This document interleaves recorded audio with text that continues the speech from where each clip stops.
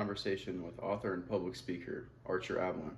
Archer takes us through his perspective of what he thinks family values, masculinity, and marriage have succumbed to in the modern day. Ladies and gentlemen, here's Archer Avelin. Out of the I guess the seduction community and the game aspects of things. And Mhm. I found that there was value in a lot of what these guys were talking about, but I think a lot of it too is maybe a little bit too short-sighted, and it didn't really look at people in totality, you know. Mhm. It didn't really make them, I think, better long term. You know what I mean? Yeah, totally. I see a lot of issues with that, and I meant to get into that. So when it comes to like marriage and modern day relationships, like, do you think there's a big difference like today compared to what it used to be? Yeah, I mean, I think that there's a lot more distractions today than there were in the past. I think a lot of media, especially like mainstream mass media, has been set up to, I think, really kind of ensnare and confuse people. Um, you know, I, and there's a lot of people out there that have been researching, like the sort of like the transsexual thing and the idea that there's a lot of women in the public uh, view that aren't really women, Hmm. that were born men, have gone through like, transgender surgery or whatever. Um, but I think that there's just a lot of confusion about it. I think, beginning like around the 1960s, movies and media started changing and they started making it seem cool for people to be divorced or to, um, you know, not not answer to some guy who was originally the father. Like, I think back in the 40s and the 50s, when television first started, they had programs like Father Knows Best and I guess Leave It to Beaver and stuff like that. Like, but now, you turn on the television today and I mean, it's just kind of real hodgepodge of all sorts of things. But there's certainly, um, no longer like a really well meaning and wisdom loving man who's leading the family. They just have really kind of these idiots, like Homer Simpson and, um, Peter Griffin or Griffin. Yeah, not really like actual role Right. They're, models. they're not really role models. They're just like, um, yeah, they're just gigolos at best, Um, and I think a lot of what the Western world wants, or whoever's currently in power, I think they want a lot of dumbed down and docile people, so that it's easier to manipulate them, to force them into contracts and to make them think that, oh, you've got to do this, or you got to do that, you've got to do this, or you got to do that, to manipulate people. Um, And I really think that, a good solid family, good solid family life, I think, uh, across America, like if we could, reduce the divorce rate in this country to like 20%, I mean, I think we would have a much better nation, I think, we would have a lot more just moral and ethical people out there. Yeah, and why do you think that the divorce rates are so high? Like, what do you think the reason behind that is? I mean, I think a lot of it is the societal programming. I think television, and the mainstream media has a huge role to play in that. I mean, people think, oh, um, the media just reflects our sentiments. No, no, it doesn't. It's designed to, program people. I mean, why do they Mhm. call it television programming? Um, it's designed to get people thinking. And back during when COVID was going on, oh Mhm. my goodness, talk about an absolute twilight zone of an existence for me, because like I totally, I mean, I refuse to wear a mask in almost every situation, unless there's a situation where I wasn't going to be able to get service unless I had a stupid mask on my face. So, you know, Yeah. for those times where I actually had to go into the bank, I mean, I had to put a mask on my face. Um, but when I would go into other places like the grocery store or um, just any other store, I mean, the number of times that people would yell at me and scream at me and say, "Oh my gosh, you're going to kill people," you know, I, it, I really can't forget those times, because it's indicative of how powerful that force is on everybody. Hmm. It was like a psychological. Absolutely, total psyop. Yeah, and you know, I think that they want they want people to be misinformed and docile. I think one of the main keys is to by getting men out of the house, it destroys the family. I mean, women are great. Women are wonderful at nurturing. I mean, we couldn't, none of us could live without women. We need women in our life, in our world. But households that are run by women, they produce a lot of juvenile delinquents. They produce a lot of young men who um, are controlled by their emotions and are trying to use their masculine mind, their ability to think and conceive and to plan and to execute. They're trying to do everything based on how I feel. Oh man, I don't feel great, or I don't feel this, that, or the other thing. These I would venture to guess, like if you go to any standard prison in America, I'd say 90% of the guys that are behind bars are there because of they had no uh, positive role model, fatherly role model. And if you look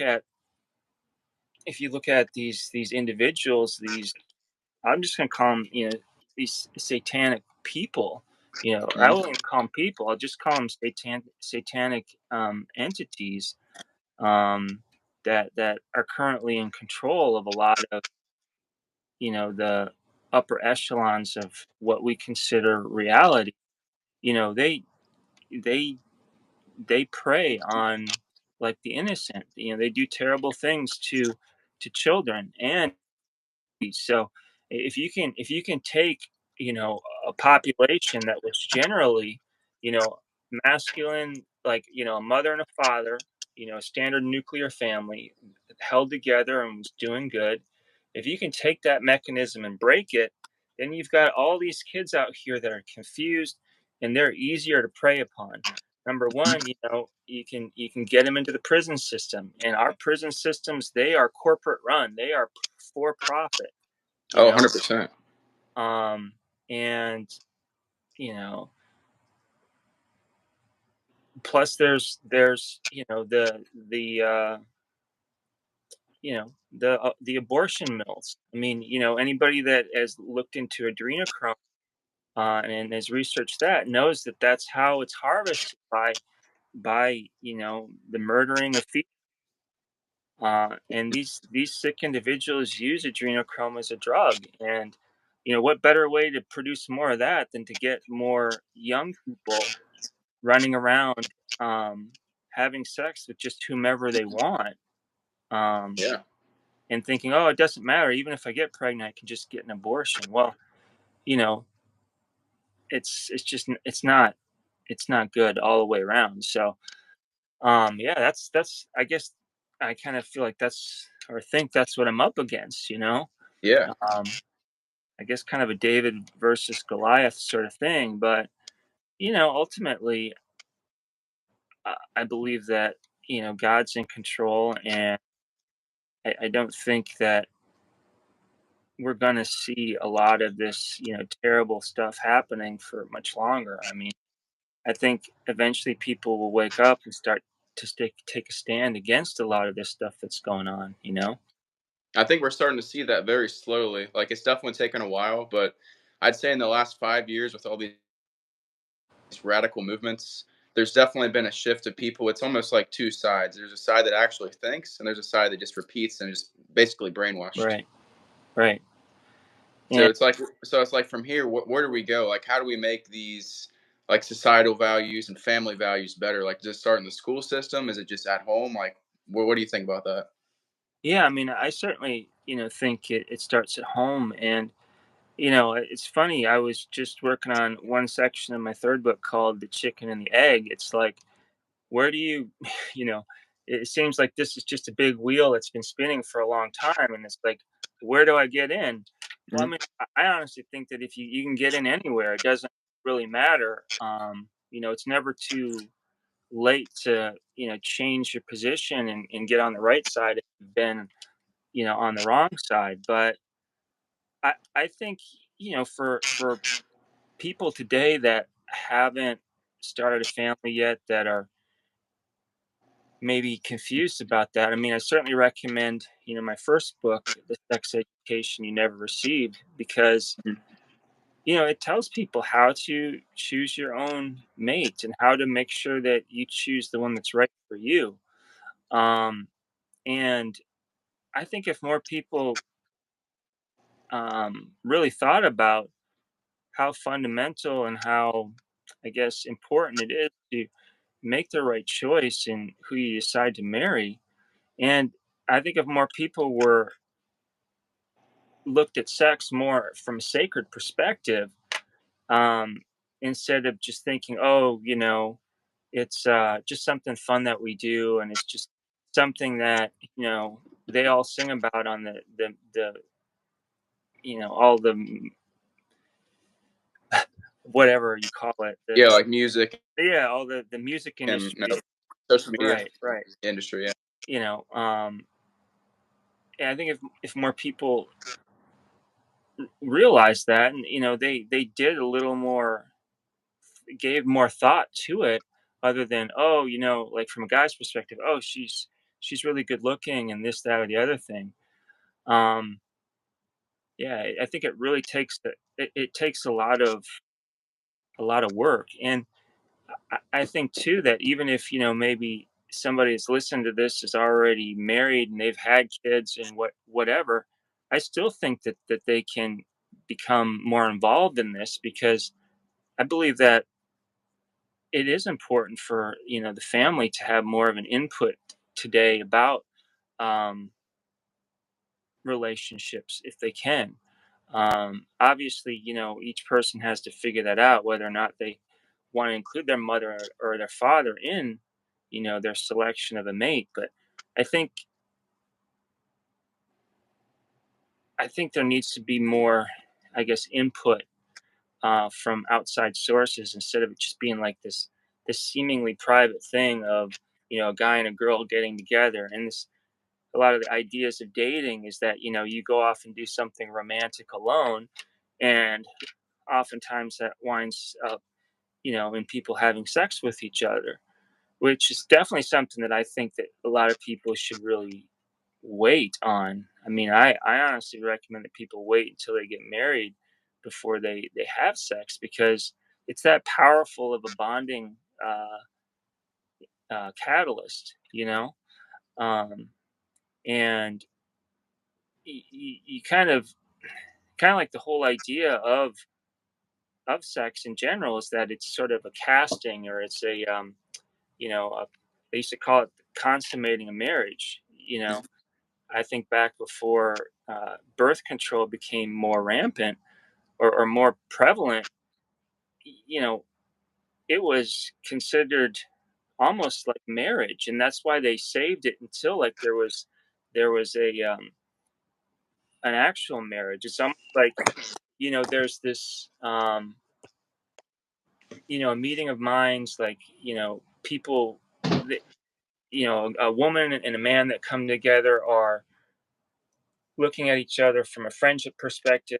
They have a good friendship, they got a good relationship, they see the world in similar ways, and they go through an extended period of a courtship, and they focus on their friendship, their communication skills, and then when they decide that they're really ready, then they get married, and then they have sex. The problem with sex too early in a relationship is that it really sort of short circuits the learning curve, Mhm. and people take, I think, kind of a backseat approach from that point.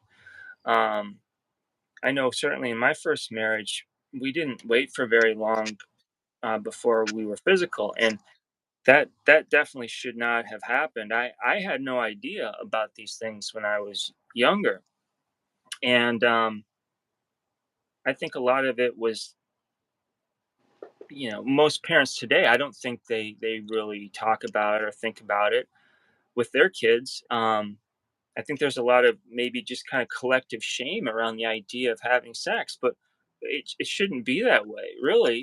I Well, mean, it's almost like culturally accepted nowadays. Like when you talk about like sex before marriage, like whether it's like millennials or Gen Z, like really, it's pretty much like hell. You see like all these sex and condom commercials advertised on like your regular public sites. So it's like it's kind of a shift in not even like a religious standpoint, but like from a societal and a like a cultural standpoint as well. So it's I don't know. It's kind of like an attack on younger people as I see it.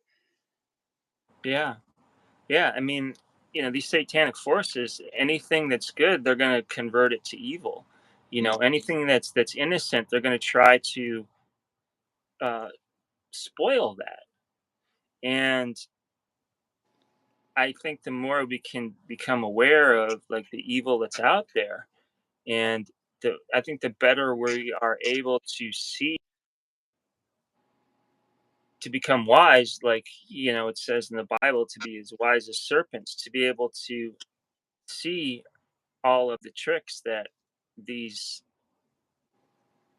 satanic individuals use. um, I think that the better off everybody's going to be. um, I mean, we are in a matrix, right? Mhm.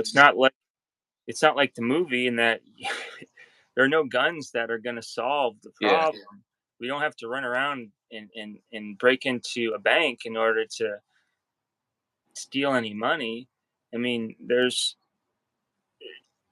the way out is through a lot of study and through, you know, knowing who you are and realizing who you are and what has been taken away from you, and starting to stand up and to, develop a wisdom and a standing of your own around all of this stuff. And it's really challenging to step away from the number one controlling mechanism, which is, the Federal Reserve notes, all these little green pieces of paper. I mean, it's really,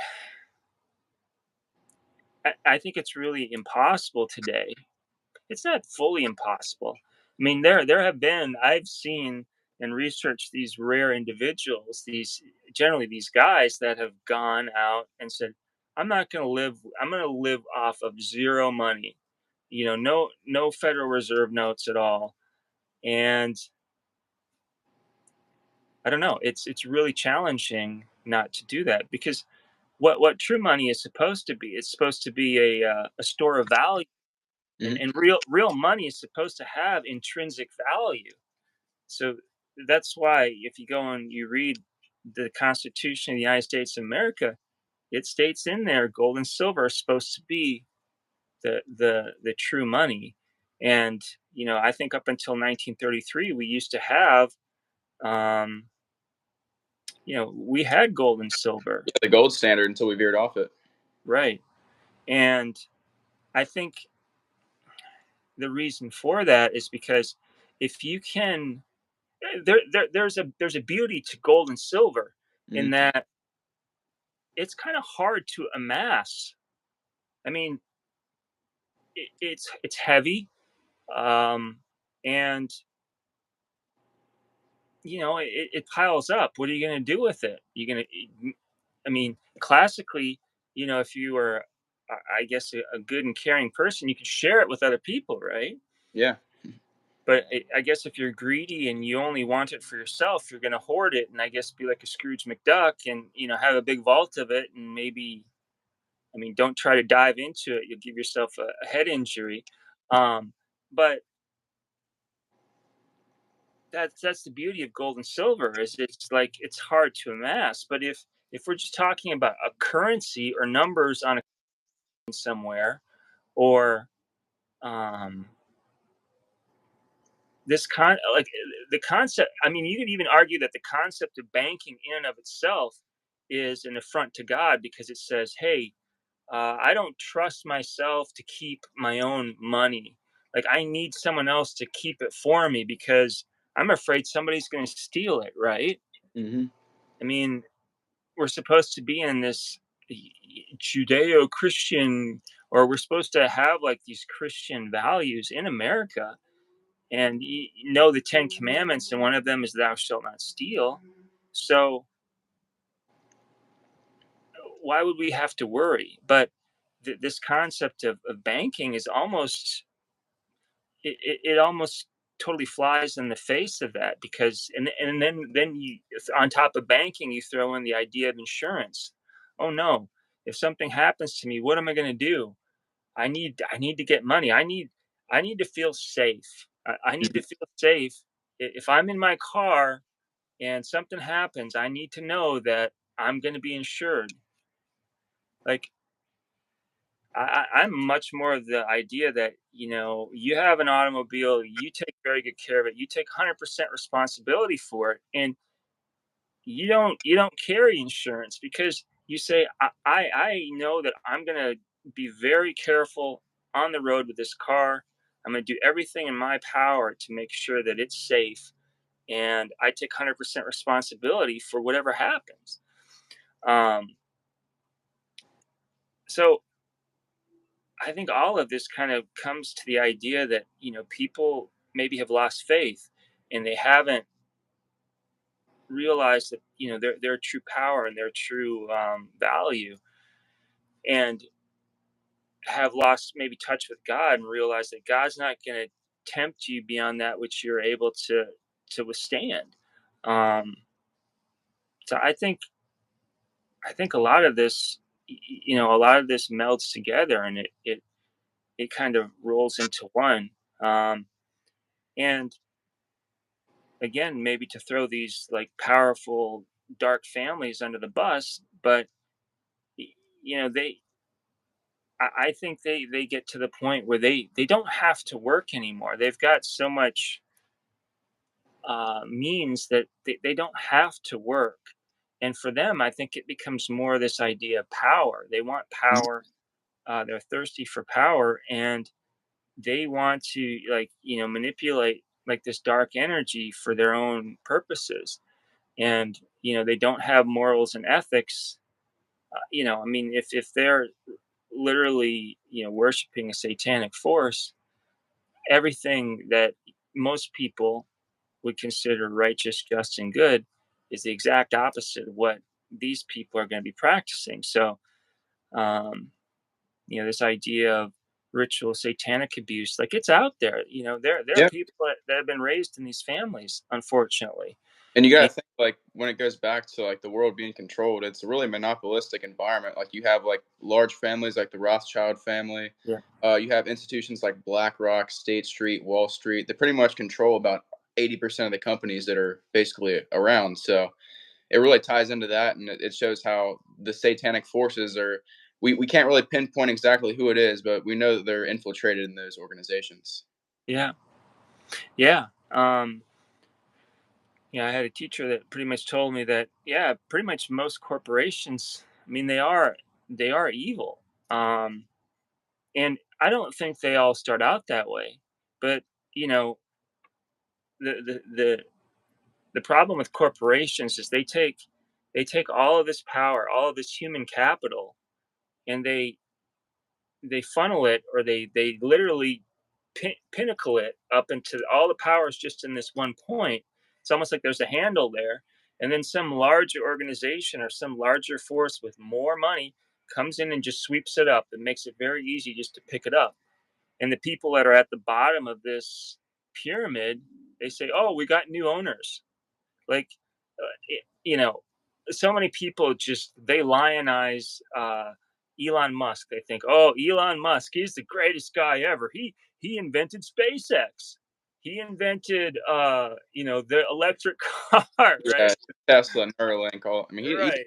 he has done a lot for society, but with that comes a lot of power. I will say, and I think there probably isn't anyone else with that I know in the public sphere that I would rather have that much power than him. But even with him, I still can't 100% trust every single thing that he does. Yeah, I mean, I believe that he was raised and brought up in one of these satanic families, and some people say, "Oh, he's gotten out of it." I don't know. Like, the whole thing with the Twitter. I mean, I think that's another great example of what I'm talking about. You have a corporation that starts off, it's, oh, everybody's hunky dory, everything's well and good.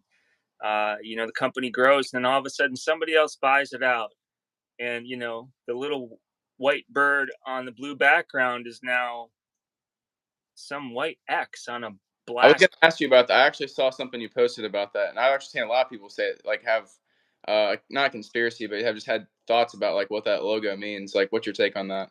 Well, it's interesting. I mean, anybody that's listening, I just recommend that you do a little exercise. Just sit down and write out, from right to left, the numbers 1 through 9, and then underneath each of the numbers, start the alphabet. Go A, B, C, D, E, F, G, H, I, J, K. Um, well, I think you go all the way through. Was it J? Any rate, you write out the alphabet underneath, and essentially what you find under the number 6, the first letter is F, the second letter is O, and the third letter is X. So FOX, Fox. Like, that's the 666. So a lot of if you realize that, you can start to pick up on, like, from a numerical perspective. If you say, okay, each letter has a numerical aspect, that's how they hide a lot of this stuff in plain sight, because uh, the rules are that they have to show you who they are. And you know Satan, I think, has a lot of worshipers that have no idea. They're Like, ignorant of. kind of like the dollar bill, how there's like the owl hidden, like in the Right. something like that. Right. Yeah. Yeah, there's a little owl on the back of it, and you know I I saw this, and I would have seen it in 1,000 years. But, like, on the let me see if I've got one in here. On Hmm. the royal seal, like right here, Yeah. if you take, like, there's the S here, there's the A here, the M, the O, and the N. Like, if you take those and you draw it out, you get an inverted pentagram. Like, it literally, it will look like the horns. And these letters A, S, N, O, M, that spells Mason. And there is no, that's no accident. People who might say, "Oh, that's just a coincidence." That ain't no coincidence. No. It's 100%. Um, so I know that there's a lot of young men out there that they think, "Oh man, I really need to get wealthy. I need to get wealthy." And there's a lot of Freemasons that are wealthy guys, but morally they're corrupt. And this this system that's been set up, um, you know, people don't know. Like, the reason I say that Satan has all these accidental worshipers is because people don't know. They're in the dark. They're ignorant, and that's how people are taken advantage of.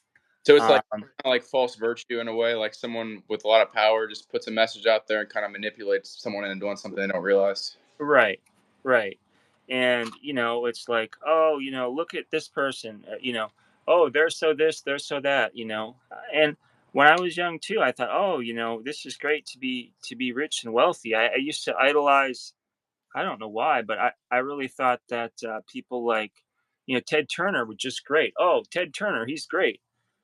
I mean, he it, more than likely just raised in another satanic family, and um, is probably one of the lead creators of like the Georgia Guidestones.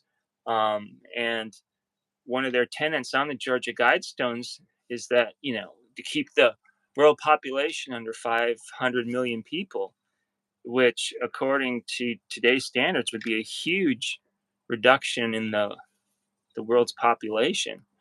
Um, and I personally am with Jim Mars, who said we don't have an overpopulation problem. We just have a population distribution problem. We've got all these people wanting to live together, and instead of cooperating, they're all competing against one another. Mhm. So I think for me, when I think about, well, what am I going to do? You know, I look at my life and I think I'm still pretty uh, tied to these things. How could I? People talk about financial freedom and they say, oh, you just need to make a whole bunch of these and you can get free.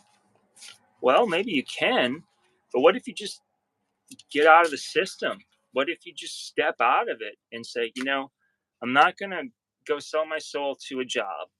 I'm not going to go, you know, how much can you do on your own? Like how much of how self-sufficient can you become? And I I mean, think that's the harder route that most people are afraid to take, because the easiest thing to do is to just say, okay, right, well, do this job for 40 years. I'll feel safe and secure. But right, I mean, I think both of us are kind of in that situation as being entrepreneurs. Like, I left the system about 2022, or about basically last year. I was a logistics broker, had a pretty good account built up. Like, I could have actually been a pretty successful broker by the end of the year. But the guy next to me, he was making $200,000 and he was complaining about vacation days. So I figured if right, that guy's making that much money, what's it going to be right, like for someone like me? So I said, right. no, screw this. I'm going to go completely self-sustainable, work as a basically self-employed, and run a media company. So now I've stuck to it, and it's definitely the harder route, but it's something I'd rather do more than sell myself to the corporate Amen. place. Amen. And we need some sort of way to exchange. And gold and silver is great because it has intrinsic value, and you can't amass a lot of it as easily as you can now. I mean, we have, for us,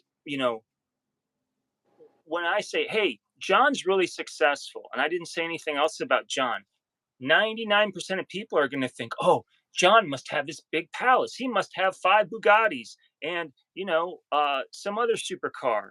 And his wife must be, she must look like Barbie times 10, right? Mhm. Um, why? That's not success. Like, I think what success is, like, what makes your heart sing? What work do you love to do that you would do for free? Uh, that you can, yes, get some sort of credit for, and then use that credit or that value to create into other value, right? I Mhm. mean, the reality is that each one of us is, we are valuable beyond measure. And this is a part of my study that I haven't fully mastered yet, but supposedly there's this idea that when all of our gold and silver was confiscated and we were given this money, or we were given legal tender, there's this idea that everything is prepaid. And if you've got a social security number, that social security number has been traded and is traded somewhere, I guess, in the stock exchange. I mean, I don't think, you can't, you can find these somewhere, but somewhere these are being traded. No, And that's actually an interesting theory I wanted to get into. So I'm actually, everyone listening, I'm doing a future episode about this, and great, what he's talking about is called Nasara Jasara. It's a very very discreet topic. You can't even Google it. You have to go on like Rumble or some Tommy browser to even find anything like that. But that's essentially what it is. They trade your social security numbers and your birth certificates, and there's so much money that's being flowed through this private network that we have no idea about. right, right. And I'm talking about this aspect in my third book. Mhm. Family 2.0, where I'm talking about getting strong and like getting knowledge about how to raise a family like on your own. Here in America, and I think a lot of the Western world, if you think, oh, somebody's pregnant, like they automatically, it's always portrayed in the media as something scary, like that ridiculous movie 9.5 months or 9 months or whatever the hell it was. Mhm. You know, they always portraying like when somebody's pregnant, it's like, oh my gosh, quick, run, or like run to the hospital, run to the hospital. You can't do it alone. Mhm. Again, this concept of being weak-minded and no willpower, and you can't figure it out, you're too dumb to do it, so come to our hospital and you can have the baby there. So what happens when the baby's born, they take the souls. Number one, the first thing that they do is like a satanic ritual anyway. They take this helpless individual, this helpless little baby, they turn it upside down and they spank it to get it to cry. That's the first thing that they do, like Are you literally. saying in every case or, like, in what instances? Well, I think in the standard delivery methods, like that's generally what they used to do, just to get it to cry, to have it to take its first breath, right? Mhm.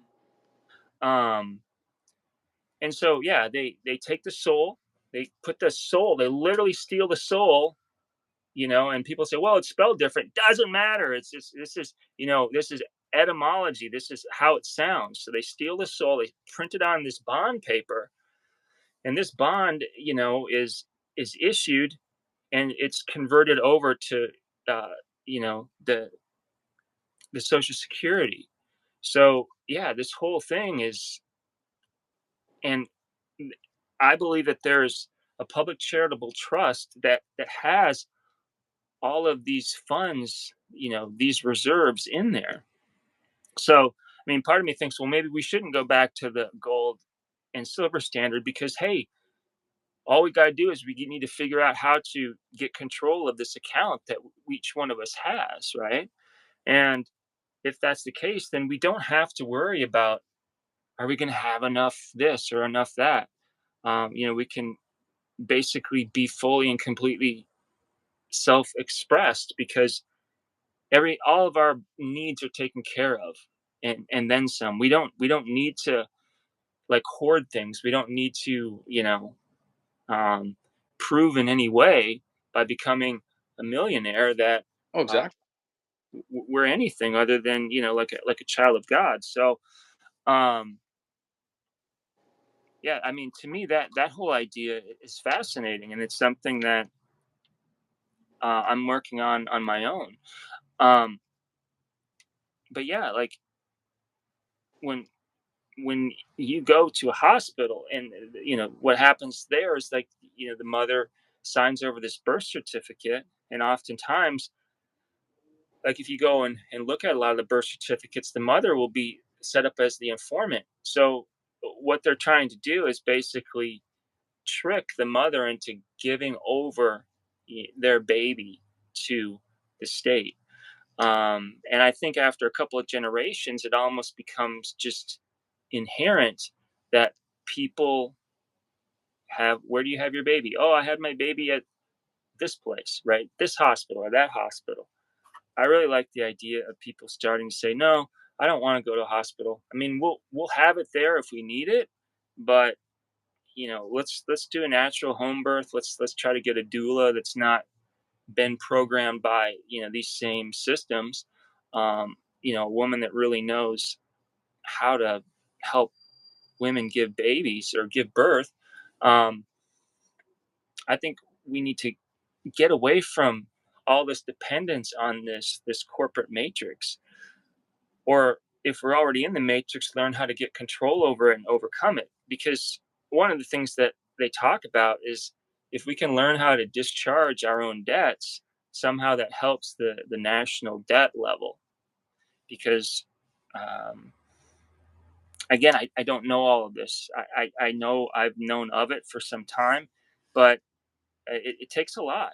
It takes a lot to learn this stuff, and it takes a lot of courage too. You have to stand up and start trying these things, and again, remembering who you truly are, um, and know that you are not a slave. You're not this just useless accidental bag of bones. You really have the spark of God in you. Each and every one of us does, and each and every one of us has something important to share with everybody else. And God's a lot closer to us than they would have us to believe. Because again, yeah, another reason why I'm down on Elon Musk is because of SpaceX. X Yeah. again, like any company that's got X uh, set up in the logo, that's the six. I mean, even with Facebook, you know, Oh yeah. they've got the F, right? The F is it's the that's the six. You know, they're again showing you what they're worshiping. They're worshiping the number six. I mean, yeah, I'm not saying that we get rid of the number six. I mean, we can't do that. You know, the number six is there, but if it's being like held up, like if you see a hexagon or like a 6 point star somewhere, that's indicative that there's something afoot. And if you say 666, well, then that's definitely something that's out there to try to enslave you. I mean, 666 is hidden in the Disney logo. Exxon, Exxon Mobil, Excellent.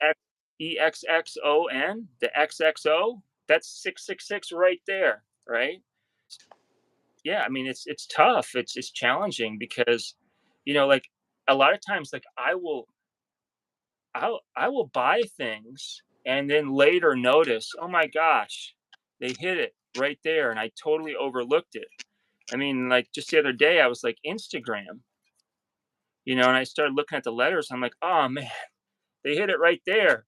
Satan's hidden right there in Instagram. And people are like, oh, that's just imaginary. I'm like, it ain't imaginary, Wait, wait, you know? wait. Where is it at on Instagram? Well, I mean, if you take some of the letters, you can make Satan out of, Instagram, like, and NASA. I mean, I always joke you can't spell Satan without NASA, and I mean, this is, I guess, going outside of the topic of family, but again, it's just this idea of they want you to think that, oh, we're just this insignificant little blue ball spinning through this infinite space, right? And there's Mm-hmm. nothing else out there, and you can't go anywhere else unless you've got $40 billion to build yourself a rocket. And you go and you look at these space flights, you look at the moon landing, you look at all this stuff, and if you start to really pull away from it and say, well, wait a second, if this guy is the first guy stepping onto the moon, well, how in the hell are they filming it?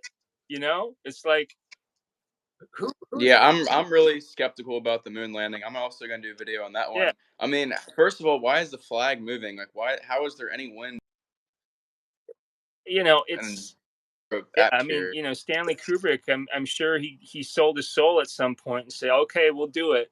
And the whole thing was just created in his studio somewhere. It's all hocus pocus. I mean, there are some really good interviews that I've watched about like the flat Earth, and at first I didn't want to become a flat earther. I'm like, this is bunko. Again, you are programmed. You go to these public schools um, to be programmed, and people with education. Again, it's just more and more programming. Um, but like the idea that God is closer to us than you know he's in each and every one of us. He's closer than our own heartbeat.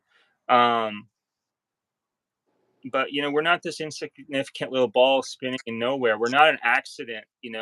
um It's really funny to say that because like here's the thing, like I'm honestly like I'm starting to believe in the flat earth theory more and more. I'm not fully sold on it, but the reason why I'm really questioned is because every time somebody talks about it, they get banned. It's so like here's the right, thing, if they're going to keep banning all these people for talking about it, then that just tells you there's something right, up there. So right, that's where I'm like, okay, well, and I keep seeing all these pilots post videos online claiming that they can physically see that the earth is flat. So right, and so, hell, some have even gone as far to say that the sun is flat. So I mean, if that's even possible, but I mean, I'm honestly, I'm at the point where I wouldn't even be surprised if the moon we see every night isn't even real. So like, Right. It's you know, I'm open to any. Yeah. and like I think that there's knowledge out there that I'm still searching for. Um, I believe that there are I believe that we I think that's part of the crux of life is for us to really to know God directly, to try to know God directly. And that's why I meditate so much, to try to increase my knowledge of him and my relationship with him. But also too, for us to try to learn, to try to really figure out like what is truly going on. Um, you know, if this earth is flat, then that means that we we don't need any sophisticated spacecraft to go exploring. I mean, a sailboat, uh, you know, or an airplane could do it. Maybe probably a sailboat more easily, but yeah, what is out there? How can we find it out? I mean, um, but I guess kind of going back to the idea of the family, it's like I really think it's important for us to start to build better families. I talk about in my first book like this concept um, of astrological principles. Now, I'm not like this person that thinks, oh, you gotta get up each morning and read your horoscope. No, I don't think that that's necessary, and I don't think that you should think faith in God is like the most important thing. Just know that whatever comes up, you can handle it. But I think when it comes to putting people together, I think that astrology is important. So, like, if you if you just know that the day that you were born and where that sits on like the circle of the 365 days in the year, where you are on that circle. I think if nobody wants to do any other deeper research than just know, try to find somebody on the opposite side of the circle from you, then there will be balance. Um, so, like, if you're born October 1st, just subtract 6 months from October, and you'll have April 1st. So, you know, um, I think that's just a basic idea. Or say if you're born September 15th, subtract 6 months from that and you get March 15th. So um, you've got somebody in September, they are uh, It's a Virgo, I think. that's a Virgo, and then mixed with a Pisces. So Hmm. that's earth and water. That makes a good mix. So earth and water is okay to mix together. Um, Wind and fire is good to mix together. Fire and water, definitely bad combo because she's a water sign, and know that um, we don't have to just put the blame on someone else. I think that that'll help us as well. 100%. No, that's a really good take. So, like, I have another question about like when it comes to all the family values and like cultural values. Like, do you think that America is still a good place to raise a family today? Yeah, yeah, I think so. Of a guy being present is really all that matters, and like we see that idea being stripped away slowly and slowly. Right, And hopefully, that people watching this, especially younger people, can find the traditional values and make sense of it, and not be emasculated by everything that's going on. right, right. And I think another problem with a lot of the churches out there today is most of them are these like 501c3 corporations, so they can't really talk about the truth other than the truth that is allowed within the matrix. Um, you know, I think most pastors cannot get up in front of their congregation and say, "Hey, this show is depicting this, and I don't think any of us should be watching that. Or, this political candidate, he supports evil practices. I think we should not vote for him. If they start to do that, then they could lose their 501c3 status. So a lot of the churches have really kind of become these um, kind of corporate, uh, stool pigeons. They basically just have to toe the line, and unfortunately, I think in a lot of cases it becomes just a social place for people to get together, and folks aren't really making uh, a big advance towards God. I mean, are they better? I mean, I'm not certainly not saying to get rid of churches in any stretch, because I'd rather see people going to churches than going down to watch some uh, silly football game, or going down to the local bar to drink all of the memories away, literally. Hmm. Um, but yeah, I mean, there's a lot of work that can and should be done towards um, people becoming more free, and really the highest expression for the masculine is freedom, and the highest expression for the feminine is love. And I think, unfortunately, uh, love can kind of get possessive and almost like a prison, to be somebody held down by love. um, can become dangerous too. You might not want to give somebody freedom, because, well, what would they do with it? Hmm. Would they use it properly, or would they misuse it? Well, for us in America, we're supposed to be in a republic. We don't want a democracy, because most democracies wind up becoming, a communistic situation. They devolve into, one despotic ruler. Um, Whereas in a republic, you can pretty much do whatever you want, as long as you don't hurt anybody else and you don't damage their private property. So that really leaves a lot open on the table that we can do.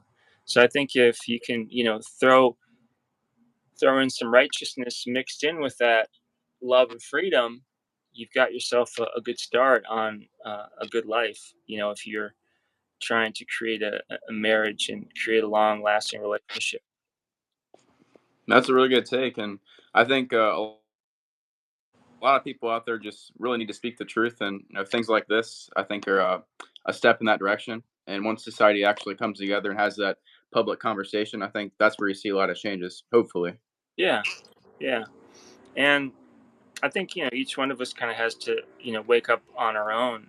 I think if somebody's being forcibly led to wake up, I don't think that that's going to be the greatest. I mean, hey, sometimes it takes going through like a major trauma for people to wake up. I mean, I think if I hadn't lost my first marriage, I think I probably would have, um, stayed asleep. But there's something to be said for, getting like really angry, looking at everything and starting to dismantle everything in order to try to figure out what's really true. And I know that people are smart enough to figure this out, if they can just start to question things. Hmm. No, you're exactly right. I bet we're about past our time limit here, so I think we'll have to end this here shortly. But no, I appreciate you coming on, man. This is really crucial for, I think, a lot of people to hear, and just no, really good for me to hear in general. So, like I said, man, you're always welcome to come on if you want to talk about anything else in the No future. problem, But Casey. It no, I was appreciate great. your time, I man. enjoyed speaking with you.